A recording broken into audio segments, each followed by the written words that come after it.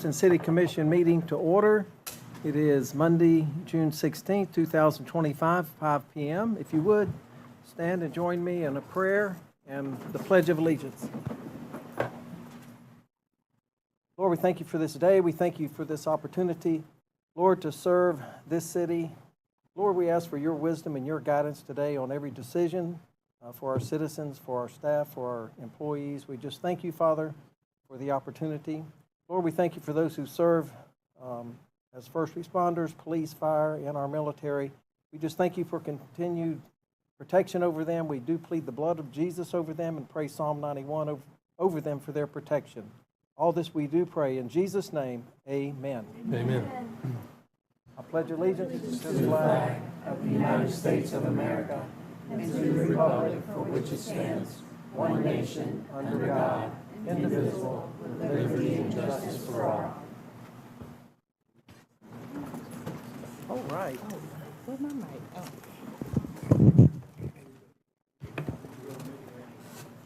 Madam Clerk, if you would do the roll call.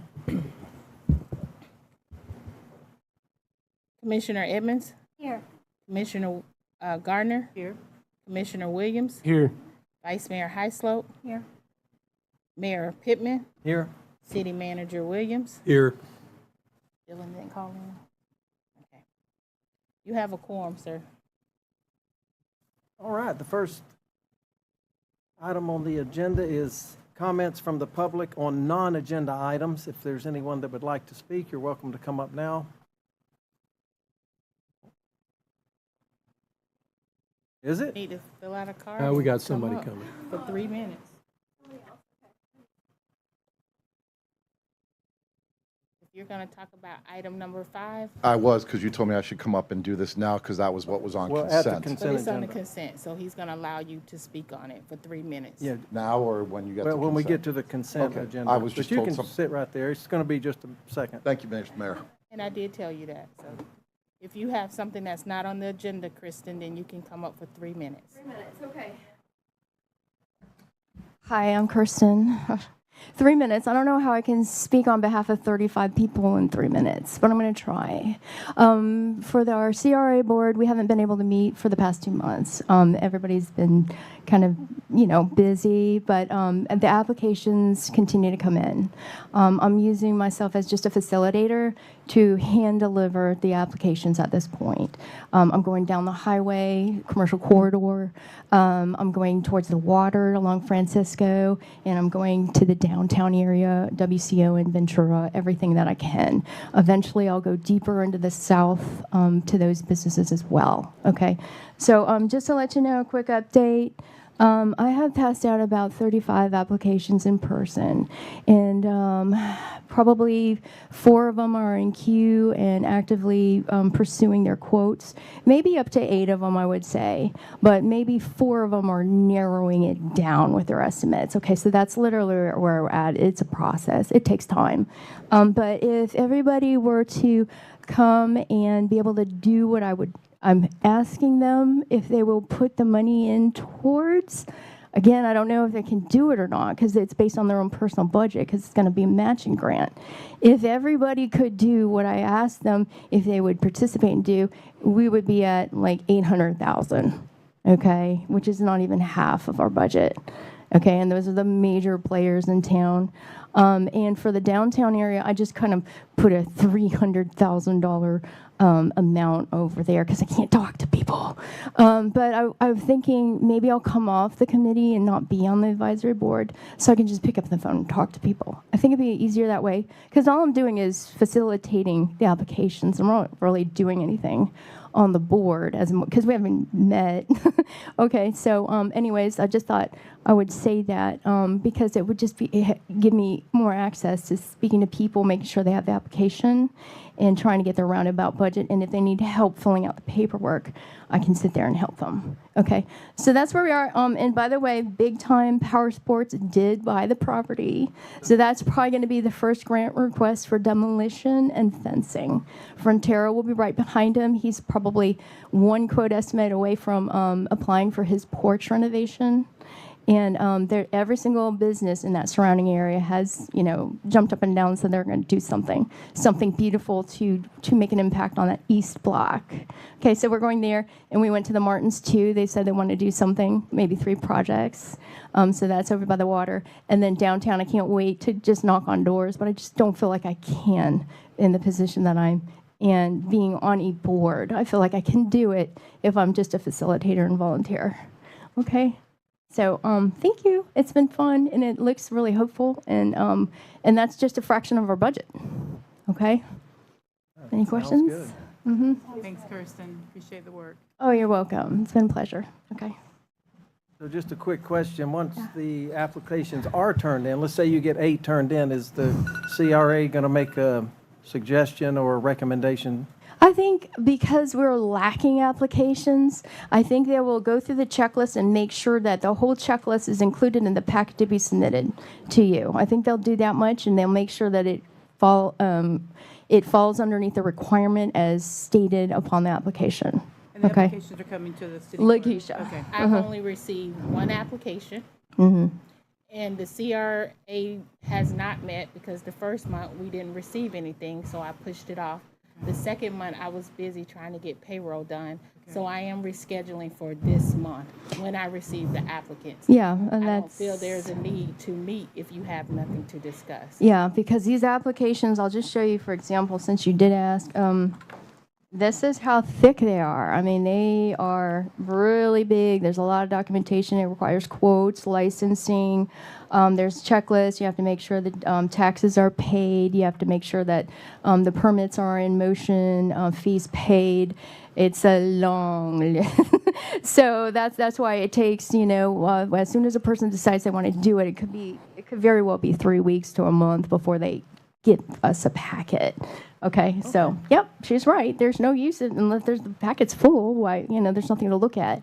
But they will be coming. Okay, it's a process. And the packets were created on the suggestion of the CRA board. Mm-hmm. Exactly. Okay. All right, well, Thank you. Thanks, Kirsten. Okay, next is a presentation. Oh, excuse me, sir. On additions, deletions, and modifications, we skipped that. So, Oh, did we skip that? yes, Okay. I'm sorry. I would like to Additions. pull item number 8, please. Okay, we will pull item 8.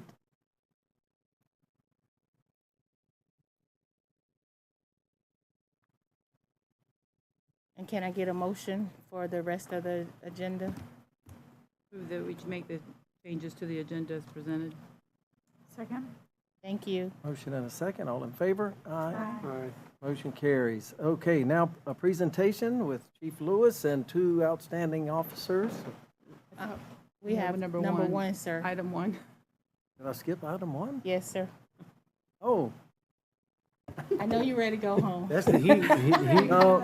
he my got you fault. off the game right Sorry now. about that. Hold on. Yes, we will consider now Resolution 2025-23, approving an agreement with our city attorney legal services.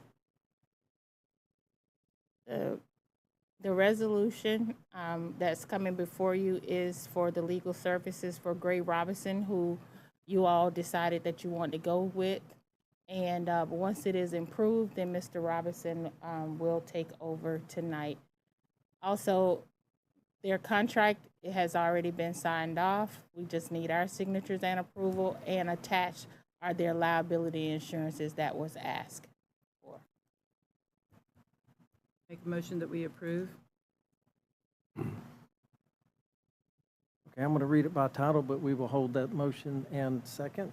Resolution of the City of Clewiston, City Commission of the City of Clewiston, Florida, approving an agreement for municipal legal services between the City of Clewiston and Gray Robinson, PA, naming Gray Robinson, PA as a designated city attorney for a firm, authorizing the appropriate city officials to execute the agreement, providing for conflict severability and an effective date.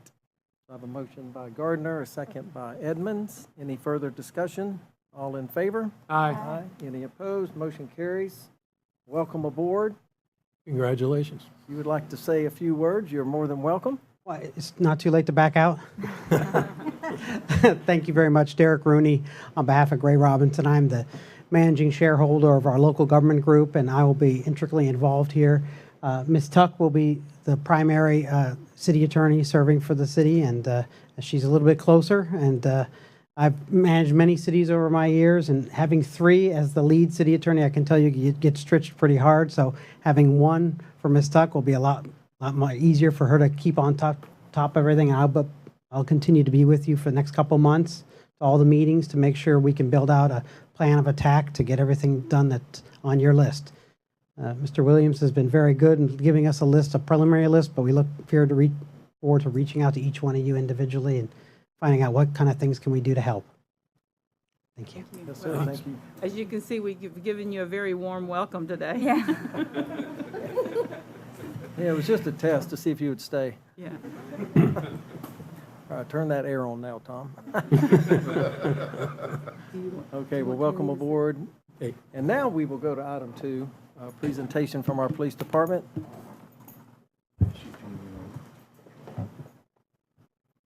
Thank you. Unfortunately, Chief Lewis couldn't be here. He's in the statewide chiefs meeting, but I will do my best to fill in his shoes.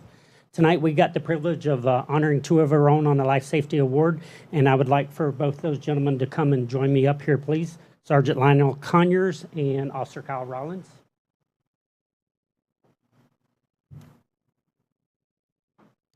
And I would like to read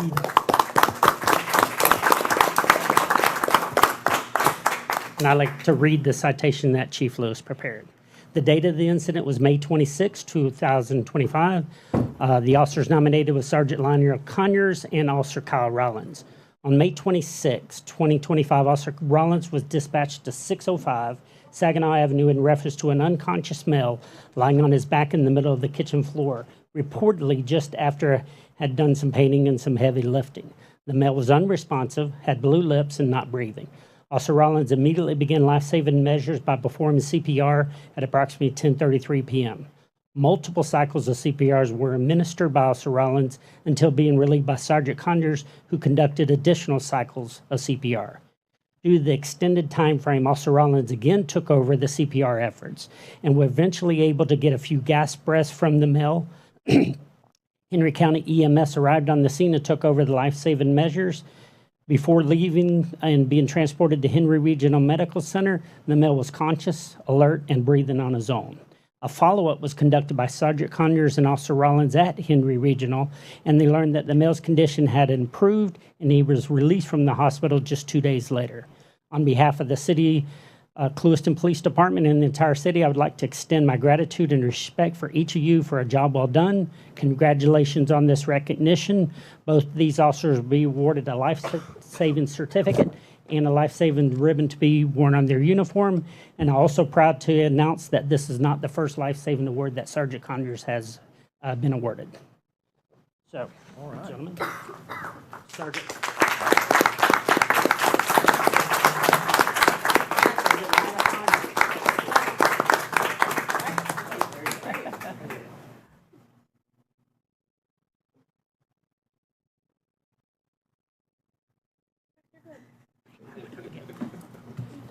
And Officer Kyle Rollins.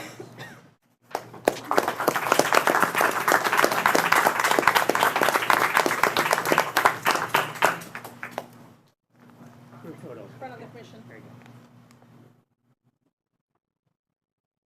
Stand there, we'll gather.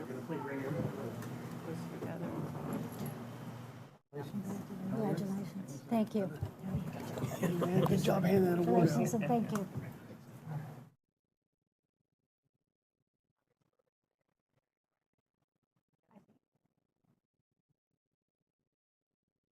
All right, guys, appreciate it. Thank you so much. Thank you so much. While they're taking their seat, I can attest, having done CPR many times on people, it's very, very rare that you have a success. And for these guys to jump in there and start CPR quickly, it is an awesome thing for you to actually bring somebody back. So, great job, guys. Thank you for being on the spot. I know the family thanks you very much. Thank you.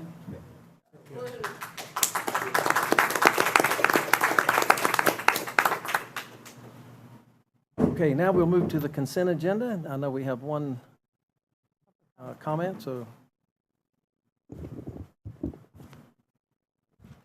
Thank you, Mr. Mayor. Commissioners, Madam City Attorney, welcome as an ex-city attorney.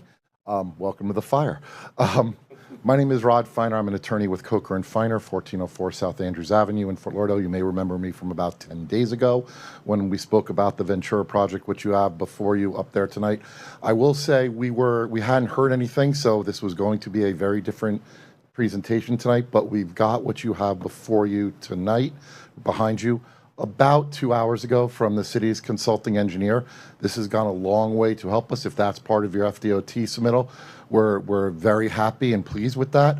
There are a couple of things that we would still like to work out, which is why you're going to hear a deferral request, but we think we can work this out, and I think it didn't move forward because you were in the process of switching city attorneys at the time, so we couldn't negotiate an agreement.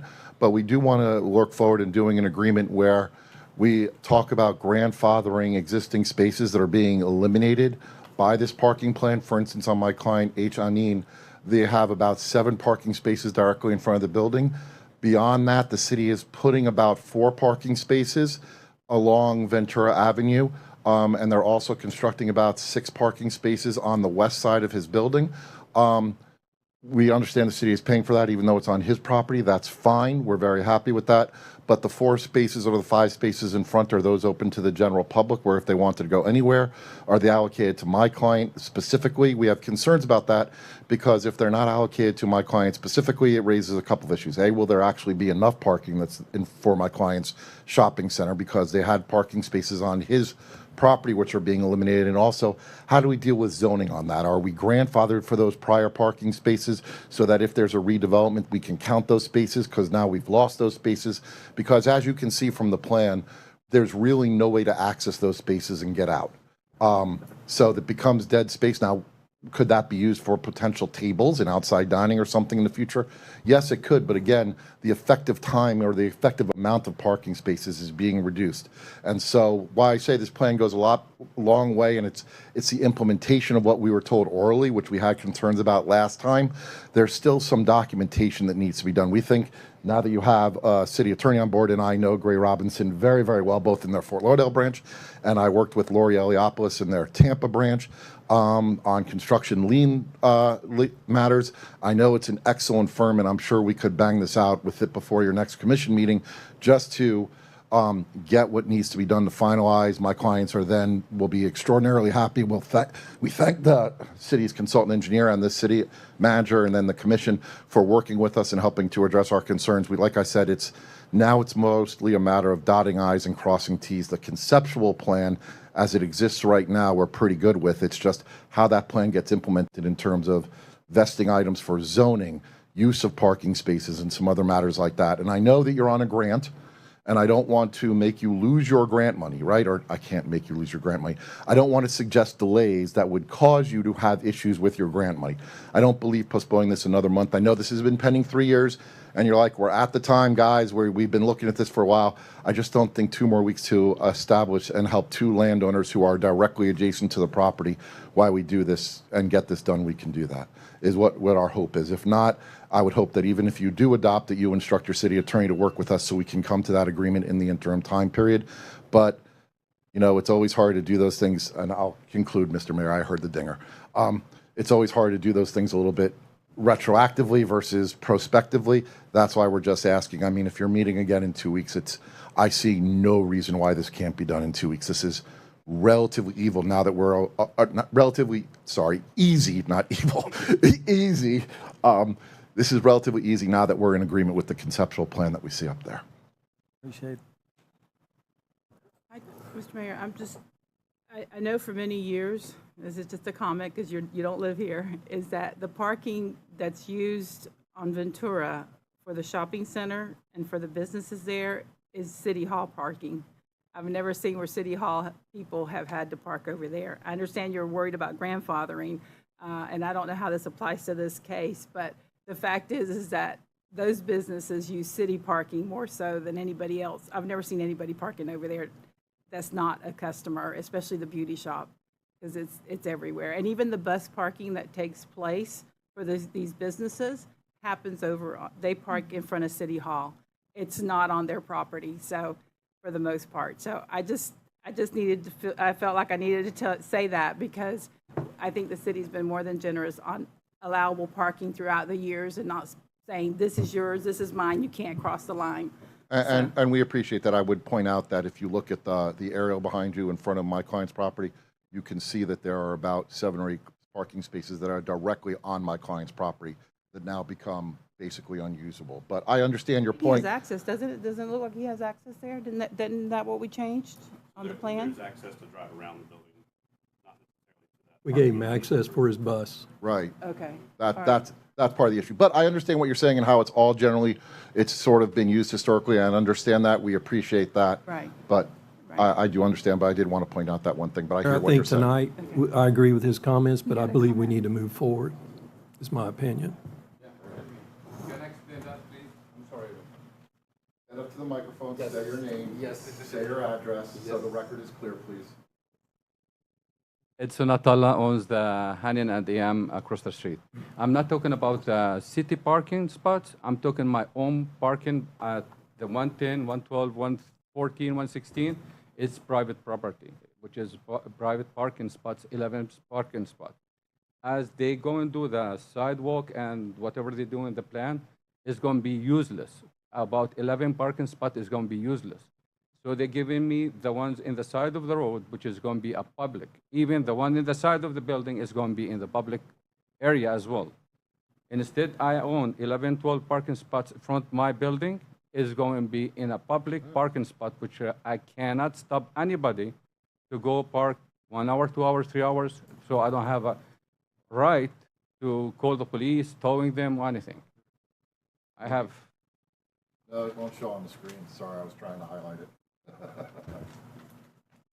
It's in the plan, which is, can I show? Wait, come here. I'll show you. Yeah, it's here. The spot, which they're eliminating. These Yes. spots right here, which are on private property.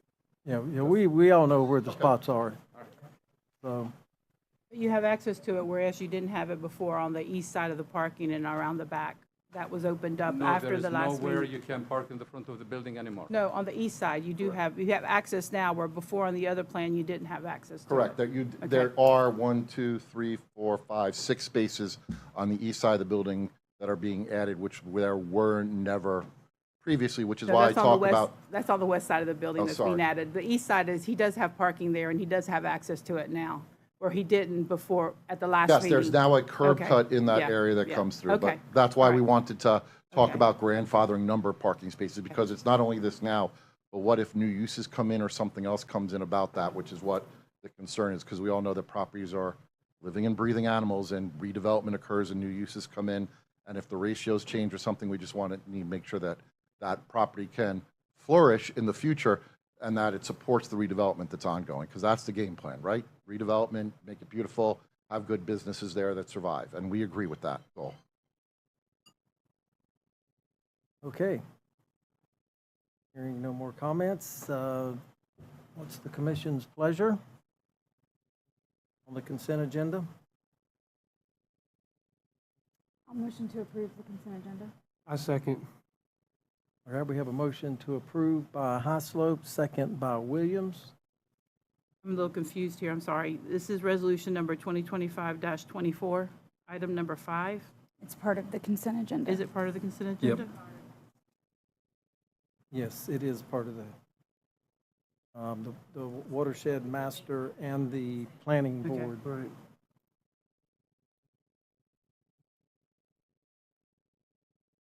Are you good, Molly? Yeah, I'm fine. Okay. I just didn't know about reading it by title. We've already read it by title, the first and second, okay. All right, motion and a second. Any further discussion? All in favor? Aye. Any opposed? Motion carries. Mayor, if I could, now that you've adopted and done everything, I don't know how your city works, so forgive me, but because it was done that way without directions or a condition added to it to direct the city attorney or the city manager to work with us on getting an agreement, do you need to at least give directions if that's the commission's pleasure after this so we can tidy up those couple of things? I don't know how your contract works with the city attorney. I don't know if that's within the scope of services and however you're doing it, or whether you need to give direction on that.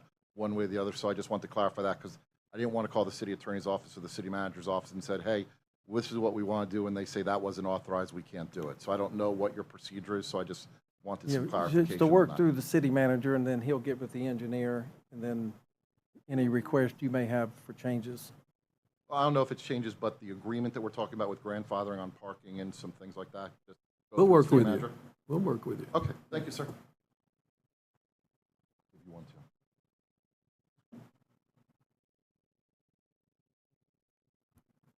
Okay, item 8 has been removed from the agenda on the shopping cart ordinance, so we will move to city staff comments.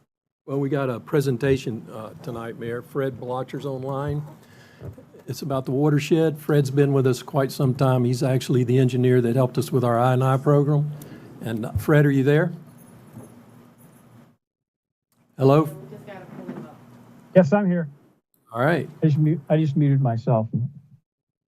All that good stuff. Hi, how is everybody this evening? Hi. Good. Good. Good. Well, we're contacting you not from the mountains, but Florida Atlantic University over here. So, yeah, we have.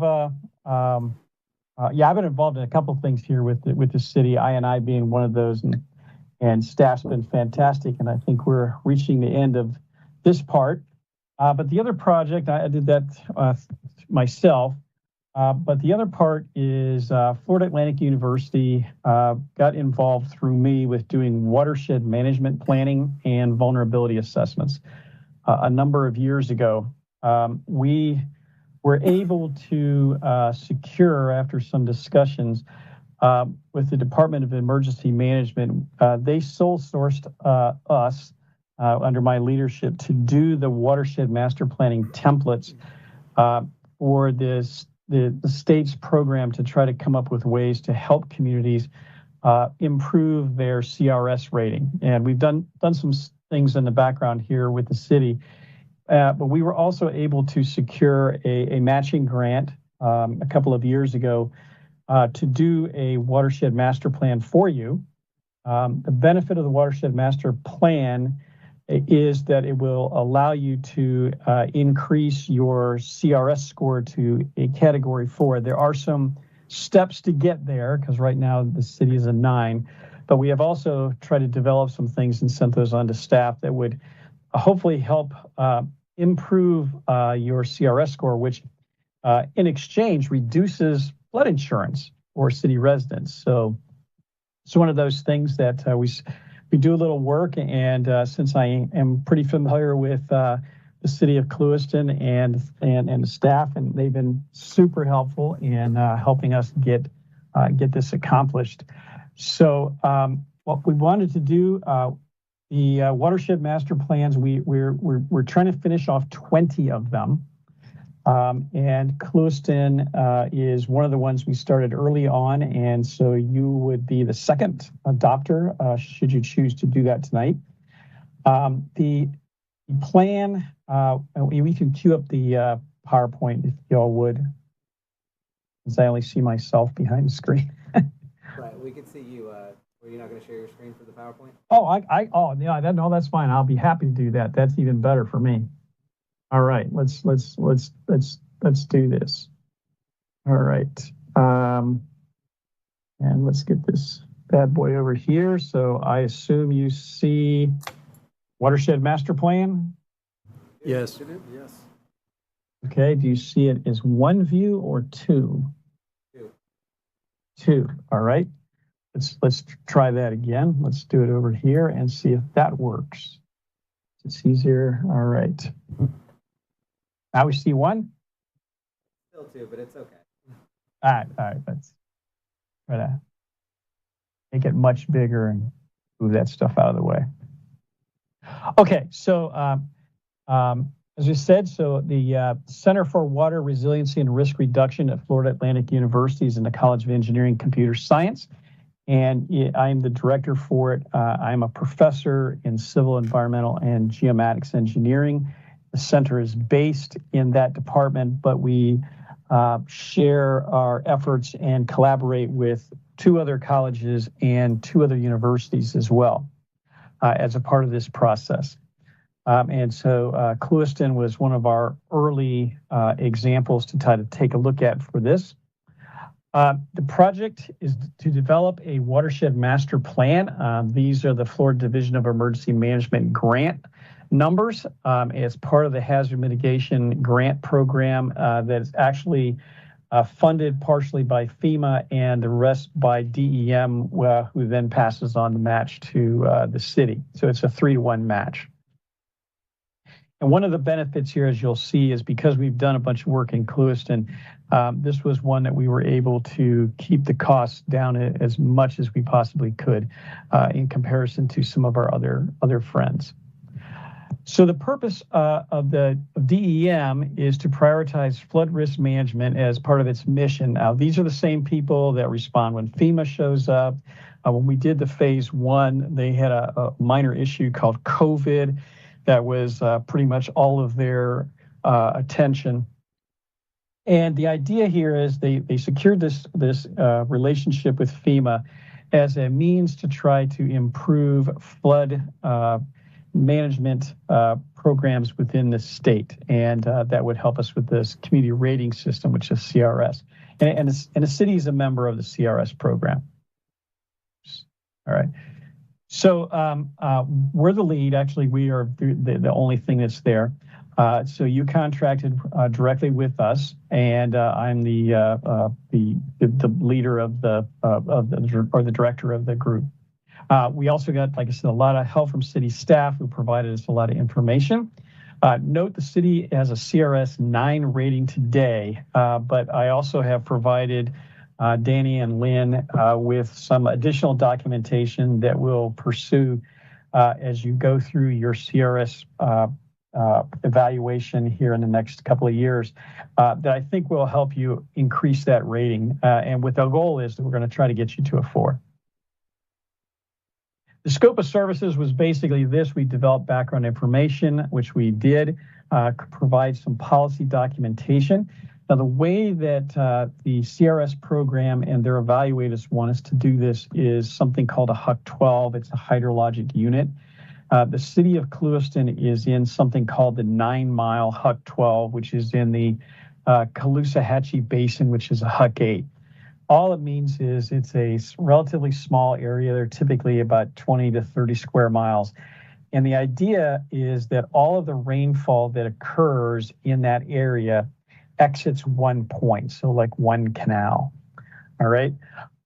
We did a series of risk models for you all. I'm going to show you some results for that, and with the idea of trying to find critical assets, which goes back to our game plan in dealing with the vulnerability assessments. We created an action plan, which doesn't really require a lot right now, but the plan doesn't require that you have to do a lot of things right now, but it is future looking and in 5-year increments. And the only thing really left to do, we've had this reviewed by the CRS evaluators with ISO. We have, like I said, we have 20 plans. They're virtually identical as far as the outline and the information that's gathered specific to a given community. And with 3 of those, they have evaluated and they said they are good to go from a plan. There are 8 subsections of the Watershed Master Planning section of the CRS program. So 1 and 2 will qualify automatically if the plan is adopted, and you need to have the adoption in order to qualify for CRS 8. 3 of those point areas, it is not possible to get. There are 2 that we are negotiating with ISO right now. They really matter when you actually do the submission. And the final one requires that you have a assessment program in order to get the 8th one. If you have it, great. If you don't, that's fine. They are not prerequisites except for the adoption. All right, so we figure you'll get somewhere between 120 and 180 points, depending on the 2 areas that are in flux. Okay, so let's talk about what is a watershed master plan. And like I said, the idea is that you take an area And what you try to do is figure out how the water moves in the area. So the idea is we figure out what it is and we identify problem areas. And that's really the scope of what we've done here. And then that will ultimately be provided to ISO. And I've told Danny and Lynn, I will be happy to help you with that process when it comes up. Now, if we have a bunch of problem areas, and the question is, are they immediate or are they future? So some of you already know me. I'm a former city manager, former utility director before I got into education, and I'm an infrastructure person. So I don't believe in stranded infrastructure. We want the infrastructure when we need it. And so if we have a problem area, then we can go ahead and do some design of localized areas. We had an idea for one area that potentially in the future could solve some flooding problems on the east side of the city. All right, then we can do detailed engineering at some point, and then ultimately whatever you need is constructed.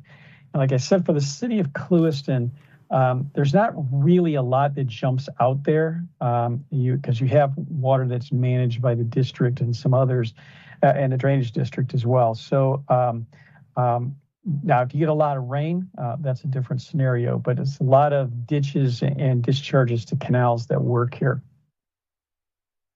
So let's take a look quickly at the outline of the plan. It's really, really, really long, and I will admit it's really boring, and so no one will read it except the ISO guys, but we'll give you a quick outline of what's in there. So we talk about the characterization. So like I said, this is the HUC 8 that you exist in. So everything inside that red boundary exits at one point out here in the Gulf of Mexico. We then took a look at the framework. So how does this actually work? And we looked at 5, 10, 3-day, 25, and 100-year storm events. One of the issues we're talking to ISO about is we use the 3-day, 25-year event instead of a 5-day event. And that makes sense because really we're driven by tropical weather, not storm fronts that sit on top of us for days at a time. The winds off of the Gulf and the Atlantic Ocean really kind of prevent stalled fronts here. So we did a modeling of that, which I'll show you. And then we created what we call affectionately the periodic table of solutions. I'll show you that. And the idea is to try to pick and choose things that will work. And then we can figure out what kind of funding that we would need to have to do any type of improvements that are there and try to prioritize those. Now, like I said, that all of the 20 plans that we have done and the 2 template documents that we did basically follow exactly this format. And so they have to be adjusted based on the actual community that exists. So for the city of Clewiston, so the green is the 9-mile subwatershed, that's the HUC 12, and then the red is the city of Clewiston. So you're actually a subset of the HUC 12. So we have to model the HUC 12, and we've also modeled the entire HUC 8. We've written a couple of papers about this whole scenario that includes the city that were peer reviewed and published. This is all the things that we reviewed, obviously our comp plan, the county stuff, as well as the state and federal and water management district policies. And the game plan here, because the watershed master plan is really a policy document, the idea is everybody aligned or are there differences? And I like to use the example that if you live in Miami Beach, you can solve all the problems that you want, but if Surfside doesn't participate, you're going to flood anyway. And so this is kind of the same scenario. If the district and the city and the county aren't pretty well aligned on what needs to happen because their water affects you and vice versa, the plan really doesn't work. So that's kind of our goal of what we've attempted to do. All right. And so we took a look at historical flooding areas as well as others. So you can see this is the city's rate insurance map. And there's flooding over here on the east side of the city. That's what we found as well. And then there's some agricultural fields that are up here on the northwest corner that also flooded potentially as a result of really heavy rains. And I'll show you the really heavy rains. And then what we did was try to come up with some strategies to help us with this problem. Now, keep in mind the flood insurance rate map that FEMA does is not necessarily a current map so much as it's combination of areas that have flooded before versus areas that, under scenarios that FEMA runs, potentially flood in the future. And what we've attempted to do is try to model the pieces that FEMA has as well as the realities that exist from prior flooding. And we've matched those up pretty well. We do everything in GIS, and this is available to the city. It's a huge file, however, but one of the things that we are launching and may be available as soon as July 1 is the ability for the city to go to a portal from FAU and download maps that they want or request us to create maps for you. And so this is, again, part of the service that we'll provide as a part of this process. So we looked at all of things like, so we went statewide and we found the 99th percentile groundwater level, because that's the point in time when you don't really have ability for water to infiltrate. We picked that based on some commentary from elected officials in Miami Beach that 4 days a year of flooding was enough. So that's the 99th percentile. We've used LIDAR imaging. We got infrastructure from the city. Tides don't really apply to you, but they do on the coastal area. And then we used a water management district model that is an upgrade to an old Army Corps of Engineers model called Cascade to do the routing. And so all this information is in the form of GIS layering. So just as a look, so this is the HUC, like I said, we did on the HUC 12 basis. This is an example of topography that we get. This is the soil storage capacity, so how much water we can actually get to the soil. It takes a look at the water table, and then I try to drill down into the city because much of this area is farm fields. So in the city here, you can kind of see what the development looks like. And then we drill down farther into this, as I'll show you, to look at critical facilities. All right, so we looked at rainstorms, so you can see that that's basically 9 inches of rain.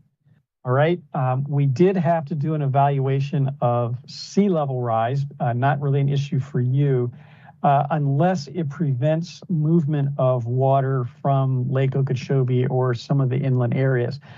You're far enough north and far enough west from the Atlantic that this doesn't really impact you. But we did find if we went south, we would find some groundwater impacts that are affected by high tides. So this is the model that the Southeast Florida Regional Climate Compact and NOAA utilized. They use this red bar that tries to argue that we'll have pretty significant sea level rise by 2100 or 2050. I will tell you that we have to disclose that, but from FAU's perspective, we're not expecting anything like the range that they have. And we've been taking a look at sea level rise and doing some studies going back over 100 years of what that looked like. So let's see what we got. So this is the city of Clewiston. This is the 1 day, 5-year storm event. It's about 5 or 6 inches of rain. And I think the most important thing to note here is what you basically get is street flooding other than these farm fields. If we go to the 1 in 10 day event, again, we see some street flooding. We go to the 100-year storm, that's like 9-10 inches, or the 3 day 25 event, which is similar. Again, you see some street flooding, but you also see some property flooding. So let me explain the coloring just a second. So the LIDAR has, it has a plus or minus of about 4.5 inches associated with it. So we only model it results in 1 foot intervals because otherwise we're exceeding the accuracy of the data. So what we've got here is if it's blue, it's probably going to flood. 90% it's going to. That doesn't mean it necessarily will because there may be specifics on the street or the property that would exclude that. So the lighter blue is 75 to 90, and the green is greater than 50, and anything that's not colored is going to be less than 50%. And we've done some other discussions with the public on this issue, and obviously people say, well, it never floods on my property, and then we talk about it, and we can see where that might be the case, or the people say, well, it could if these things happened. I should note we are specifically not looking at maintenance issues here. So, plugged catch basins or pump fronts are not what we're concerned about. Okay, then we looked at the vulnerability of properties. And so what we're really concerned about is red, orange, and yellow, because that's critical facilities like water and wastewater plants, grocery stores, pharmacies, and economic centers that protect jobs. So these are kind of the areas within the city. You got city halls located in here, the water, water plants down here. And then there's some other issues there. We didn't go into specifics of exactly what was there. So some of this may be district property. Obviously, along 27 here, we have commercial property. So the idea is we're really concerned about these areas where the flooding on the one-day 100-year storm event may impact what's happening, and then we did some prioritization scores. So if they're red on top of the blue, those are areas that we should probably think about looking at in the future. Whereas if they're just red but there's no issue, then there's it's not really all that important. And you can see there's some stuff along 27, and I would suspect that FDOT is going to be looking at some of that as well. And you can see there's some streets up in here that might be an impact as well. So this is our toolbox, and we can have concepts for many communities that look like seawalls and stuff like that. None of those really apply here, obviously, with the exception of road based. These are the 4 things that come up the most. One of the things that we have found, again, I'm an infrastructure guy, is roadways, when the base gets wet, the pavement flexes. And so you'll get a crack down the middle of the pavement, and it's a crack that doesn't really fix. You can repave the road and the crack comes right back. And that's because of a base failure, because it's wet. So that's probably the first thing that the city would look at. That's repairs from geotextiles and things like that. The 2 other things that really apply kind of sit in this area over here. So this is green to gray to black and white. Black and white are policy issues. And the policy issues would be things like, hey, raised finished floor elevations. Again, housing typically lasts something in that neighborhood of plus or minus of 50 years, okay, in Florida. So in 50 years, maybe we have a foot or 2 of change in groundwater levels or things like that. So maybe you reevaluate in the future what finished floor elevations look like. But we will never even tell the coastal communities that you're going to float away. There may be challenges, but there often are challenges that we can address. So we did the toolbox. We looked at their prioritization of risk, and we looked at capital improvement plans. And like I said, for the city of Clewiston, we really didn't find anything that jumps out that needs to be done in the immediate future. All right, so we found some minimal flooding for areas for minor storms. There's an eastern area of the city that may have some more street flooding with intense storms, or if you get into that one-day 100-year event, which is 9 or 10 inches, then you may have a little more flooding that might get onto people's property. Sea level rise, not an issue. Groundwater changes, however, are an issue. Groundwater is driven by Lake Okeechobee. So if the district increases the water levels in Lake Okeechobee, that will create an impact for the city. But in the meantime, we're looking at policy changes that we would help you with on finished floor elevations in the future to reduce flooding. And in the longer term, there may be a pumping station situation to move water from the east side to the west side that might help, but no action is particularly needed today to deal with flooding. Maybe some minor stuff, but not on a big scale based on the plan that we have. And with that, I'll take any questions or thoughts or anything anybody wants to give us. We're here to help. And if we miss something, let us know, and we'll go back and try to fix it. But I think in kind of looking at this, this gets the city a plan that can help them move to improve their CRS rating. Fred, I do have some questions. I know that prior Okay. to 2013, the city of Clewiston did not have any, well, maybe isolated flood zones. But because of the condition of the levee, Yes. Hoover Dike, and it had to be reinforced, then in 2016, I guess is when you have your map, we went to basically the entire town was in a flood zone. My understanding was after the Herbert Hoover Dike was repaired, which it is now, it's been officially completed, that we would see a difference with new flood zone maps. But that was in 2018, 2019 when we heard that. But I haven't. Yeah. I see that we're still using the 2016, so I didn't know if you knew anything about that. Yeah, I can't answer the question about the FEMA maps. We did take into account the Hoover dike issue. If we hadn't, you would see immediate flooding as soon as we increased the water levels of Lake Okeechobee. So we took a look at different water levels because that is directly related to groundwater. So repairing the dike and putting in those curtain walls, one of the things that's designed to do is to help prevent water from moving underneath the dike and through the ground and into adjacent properties. So the FEMA map, we didn't update that. FEMA has to do that. But we did do modeling, and our modeling shows a lot less flooding than what the FEMA maps indicated. And I can share that if you want me to. I can give you a quick comparison. All right. Well, I wanted to ask that question because we were told that once the levee was certified, basically it would be different because there were several issues with the levee. Not only was it the cutoff wall, but also the pumps. All the pumps around the lake were upgraded, and there was concerns with the one right here in town that when it was wide open, basically during a hurricane, during Irma, where that was a huge concern. But those concerns have been mitigated by new pumps and then the cutoff wall. So I was just asking about flood zone because I had heard that it would be changing, but. Yeah, I think this is an issue. I tossed this up on the screen. So the flood insurance map is what you have now. This is our 1 day, 100-year flooding. And what you can see is there's a lot less property that's impacted as opposed to, I guess maybe I can blow that up if you're having trouble seeing it. What you're seeing is a lot less property impact. So you have all this red property here. We're not seeing that. We're seeing basically street flooding. That's what these little lines are. Okay.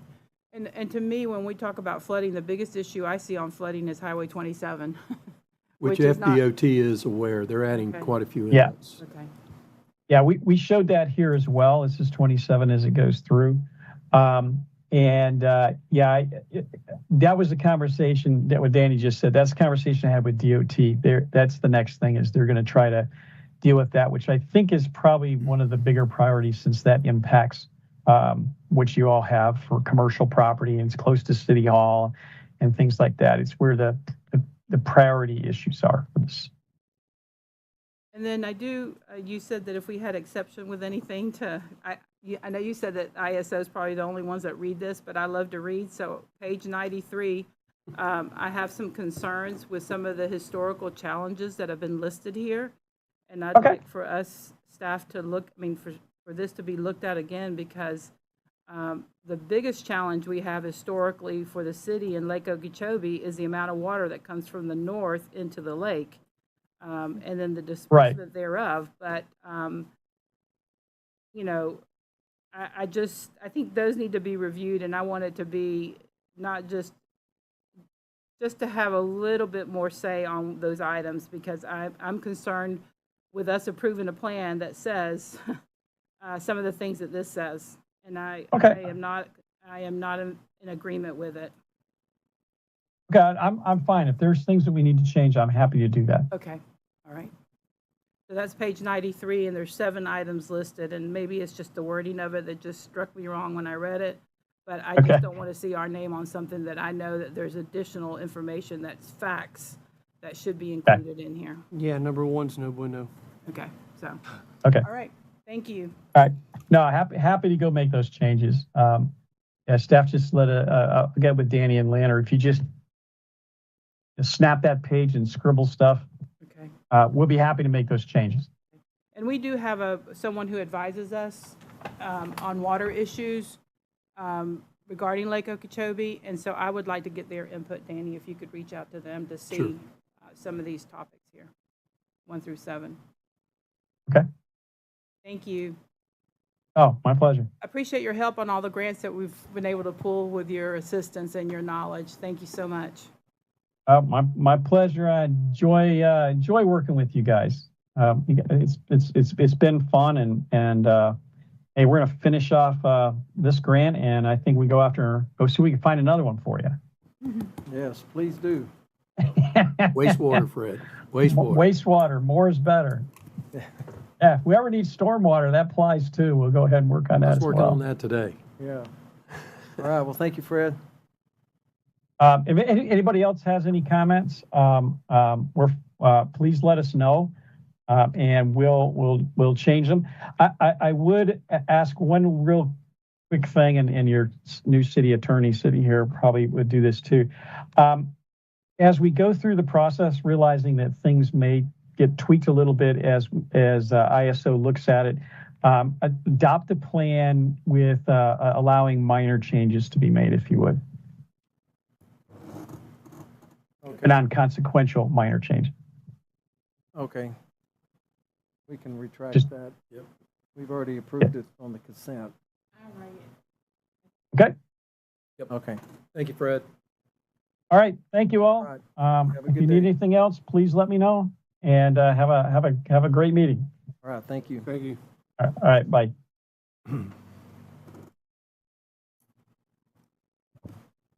Well, I am wondering, I would like to respond to those in writing to eventually, Fred, but where did he even get the information? The 1 through 7 you're talking about? Yeah. So Mr. McVicker, I think, could probably help us. Yep. He's in wording that, with the facts that we know. Yep. Okay, any other discussion on the watershed presentation? Okay, now we'll do staff comments. City manager? Well, welcome aboard. It's great to see you guys. Look forward to working with you. Started last week. P&Z board, congratulations. Look forward to getting that started again, and got some new members, a couple here tonight, one existing member, and Lewis, congratulations. And today I stopped in at the youth center, and we're up to 40 kids. Wonderful. So we're still gaining. And I was at the golf course last week, and it looked pretty good. I hung out with those kids a little bit, and looked like they were having a blast. So that's it for me. Do you have any updates on Culver's?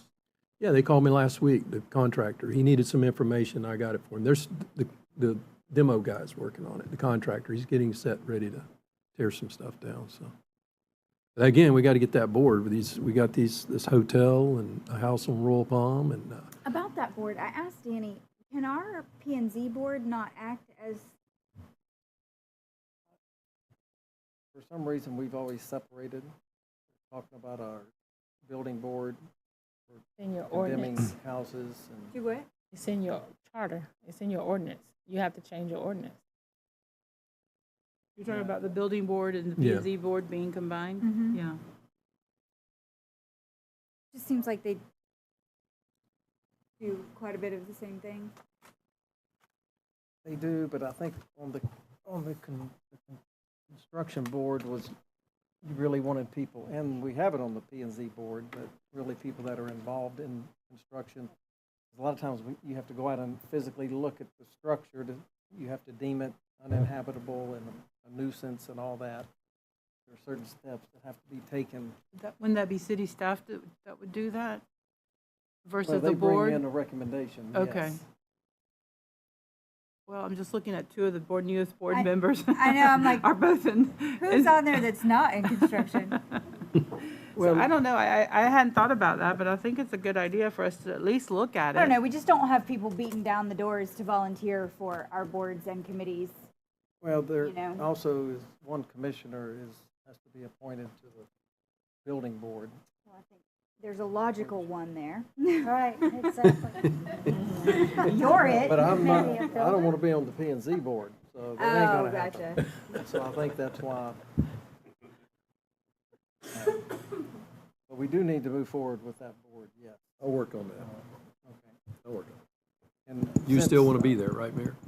He, You want to be on that board, right? he approved I it will be on last the time board. at I'm the not saying I workshop. want to be on the board, but think Jason knows a lot about construction.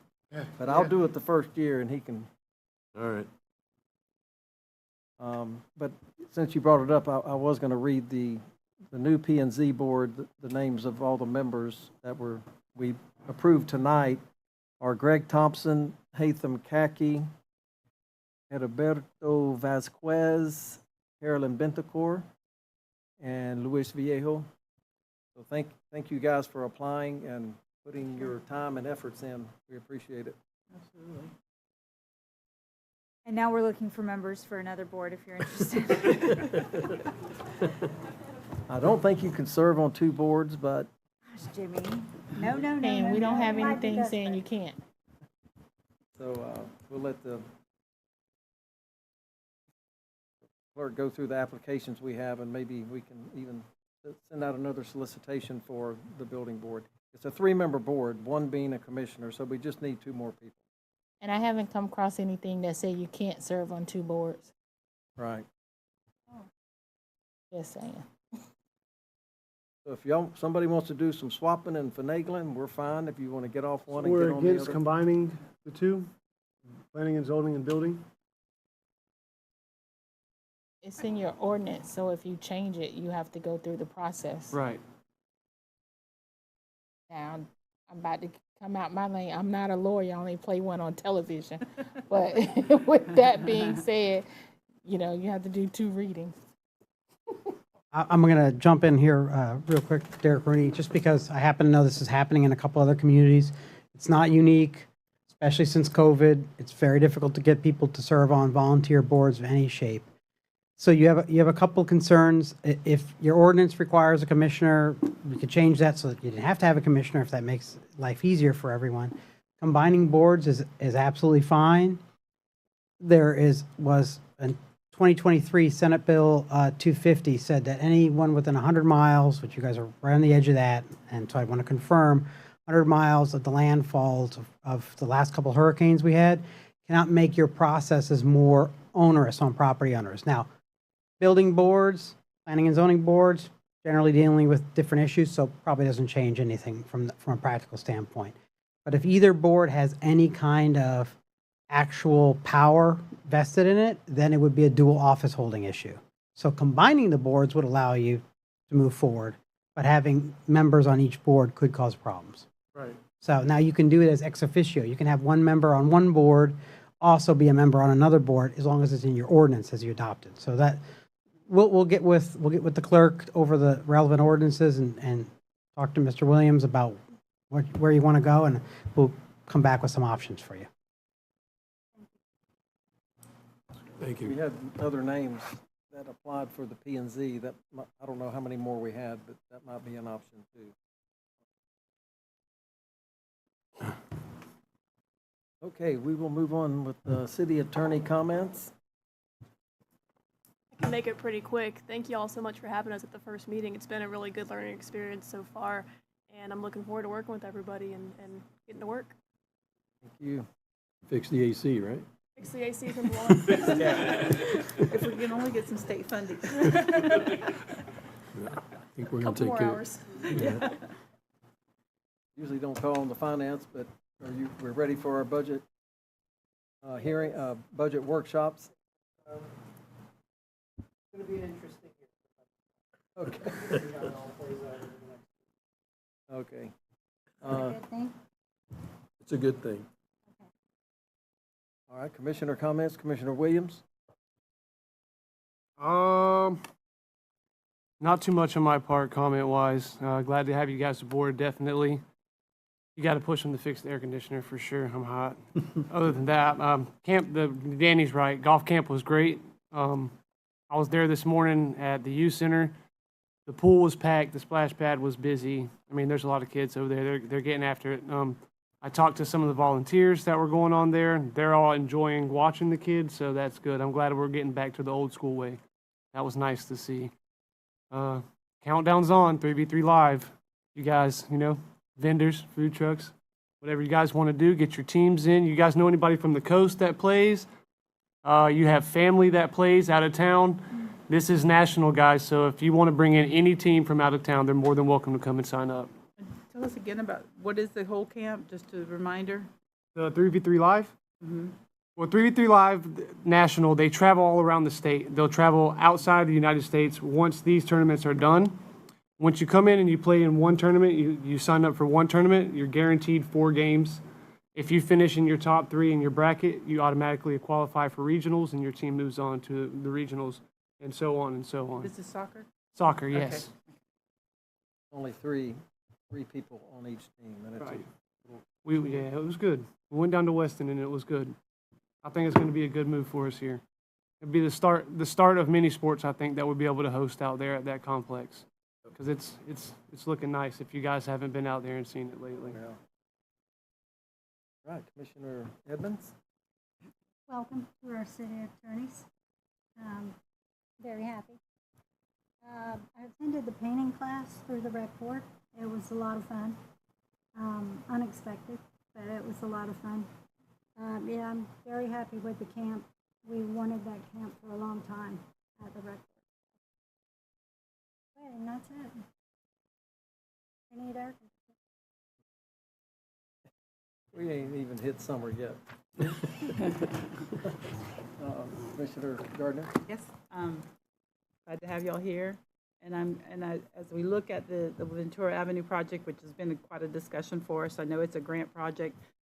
The topic of grandfathering came up, and I know that in the years past, we've had some guidance from the attorneys on grandfathering. So I'm hoping that that's something that you guys are going to guide us with, because, you know, it's a public good project, I would say.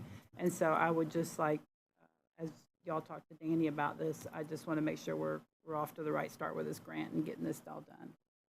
So thank you so much. I echo the welcome to the new city attorneys. I'm sure you guys are going to go home and talk about how hospitable we were and me being so welcoming. And also the thank you to the new board.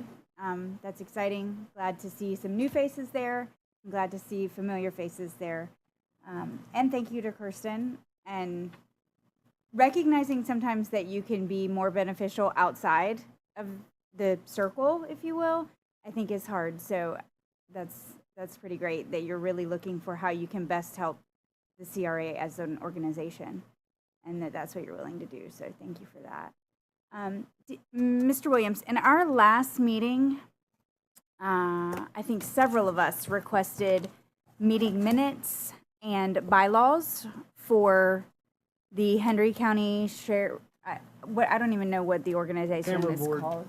The camera board. I'm not going to talk about those. You know what I'm talking about. I'm not sure the exact name, but could we follow up with staff on that? Sure. I would still like to see those. I don't want to see that get forgotten. Okay. Aside from that, I saw the 4th of July stuff go out. That's exciting. I'm sure that'll be a good time. That's it. Before you come in, I just want to announce, I spoke with Danny, that our social media has skyrocketed. We are getting a lot of views. We literally have almost on certain items that we're putting out like 60,000 views.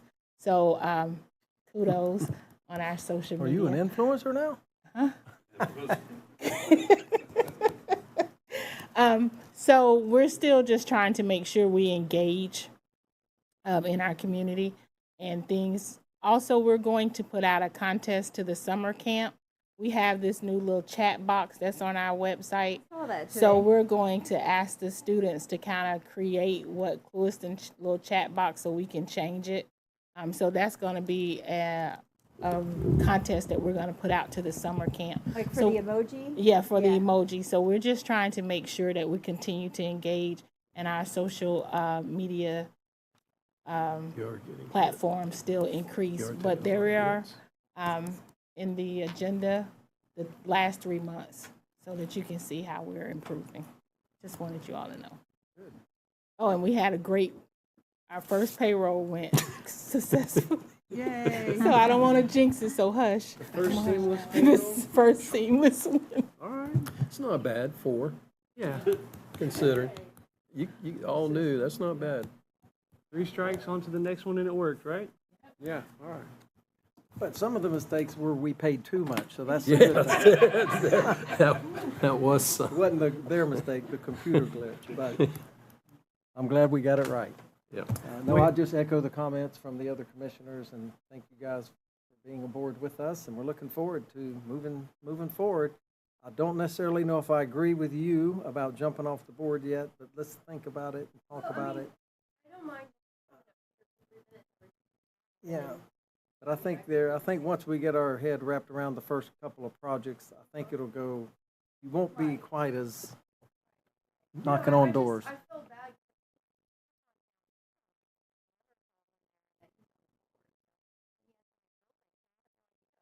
Yeah. I don't He, even but know. just text him and say, if you want an improvement, fill out an application. Yeah. I know, I don't think they can communicate, Yeah. because it's a sunshine No, they law can't solve issue. I don't know. It's Yeah. Get Randy to do it. Well, we'll let Yeah, the we manager definitely, can- I'll come fill the application out. I work in the building. We're not giving you money, Jason. Come on. But anyway, thank you for your legwork. let me know if talking to people without it not.